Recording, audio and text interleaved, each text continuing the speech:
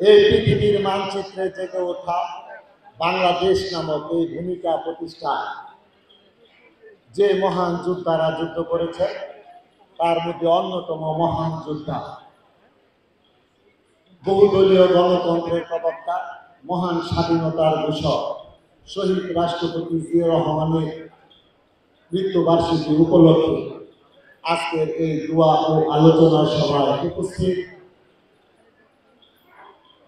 আজকের এই সভার সম্মানিত সভাপতি বাংলাদেশ জাতীয়তাবাদী দল গাজীপুর মহানগর বিএনপি সম্মানিত সভাপতি জনাব শওকত হোসেন সরকার, উপস্থিত আছেন বাংলাদেশ জাতীয়তাবাদী দল গাজীপুর মহানগর বিএনপি সম্মানিত সাধারণ সম্পাদক এম মঞ্জুরুল করিম রবি সহ আমার এই প্রিয় গাজীপুরের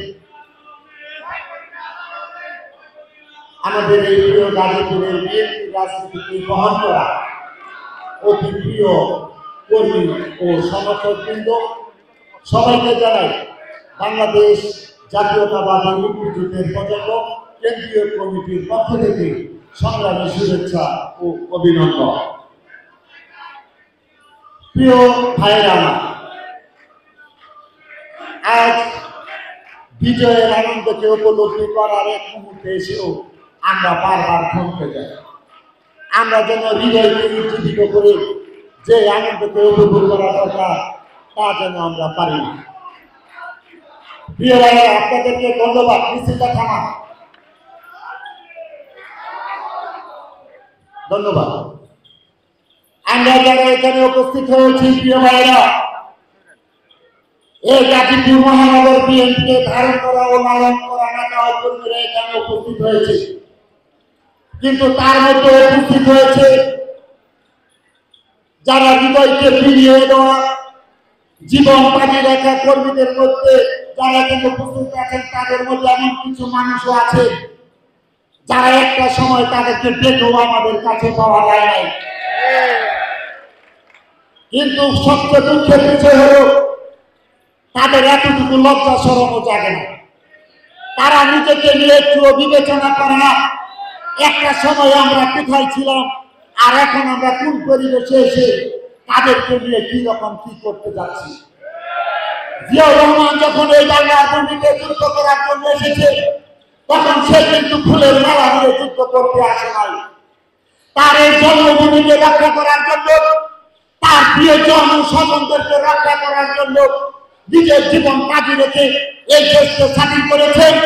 পাশাপাশি এই দেশে একটি ধর্মীয় সুন্দর ব্যবস্থাকে তৈরি করার জন্য চেষ্টা করে জীবন দিয়েছেন।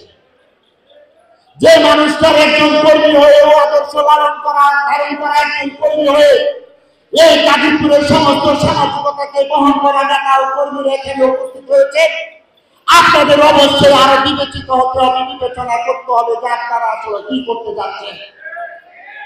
আজকে আমার লোকেদের কাছে আমাদের পরাজয় বহন করতে হচ্ছে, যা কখনো আমরা কল্পনায় বহন করতে পারি না। কিন্তু আমরা এই পরাজয় কেন বহন করছি? আমরা পরাজিত হচ্ছি বলে তার মানে এই নয় আমরা নিঃশেষ হয়ে গিয়েছি।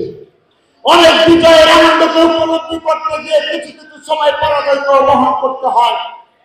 যদি আমাদের মূল্যকে অর্জন করতে হয়, এইরকম পরাজয় থেকে আমাদের অনেক কিছু শিক্ষা নিতে হবে। ভাইরা, আমাদের বিএনপির সম্মানিত সভাপতি ও সাধারণ সম্পাদকের কাছে বিশেষ অনুরোধ, উকিলবার থেকে শুরু করে আমাদের সমস্ত অঙ্গ ও সহযোগী সংগঠনের যে কমিটিগুলো আছে তাদের উপর আমি অনেক ক্ষুব্ধ।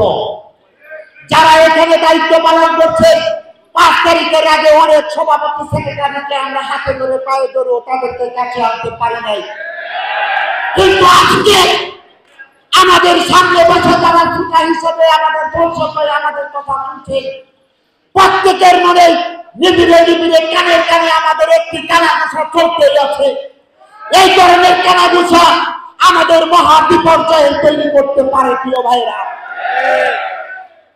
এই বিপর্যয় থেকে রক্ষা পেতে হলে মাননীয় সভাপতি ও সাধারণ সম্পাদকের কাছে আমার অনুরোধ, আপনারা এখনো পর্যন্ত যে লক্ষ্য বাস্তবায়নের লক্ষ্যে এগিয়ে যাচ্ছেন, সরে আসেন এখান থেকে। যদি সরে না আসেন, আপনাদের এর পরিবর্তন না ঘটান তাহলে কি যে হয়ে যাবে আমরা অনেকেই জানি না। এই আশাবাদ ব্যক্ত রেখে সবাইকে ধন্যবাদ জানিয়ে আগামী দিনে সুন্দর ব্যবস্থাকে প্রতিষ্ঠা করার লক্ষ্যে এক দুর্বার আন্দোলনের প্রস্তুতি নিয়ে আমার বিগত দিনের কর্মীদের সোচ্চার থাকতে হবে। এই আশাবাদ ব্যক্ত করে সবাইকে ধন্যবাদ জানিয়ে আমি আমার কথা এখানে শেষ করছি। আল্লাহ হাফেজ। বাংলাদেশ জিন্দাবাদ। সবাইকে ধন্যবাদ।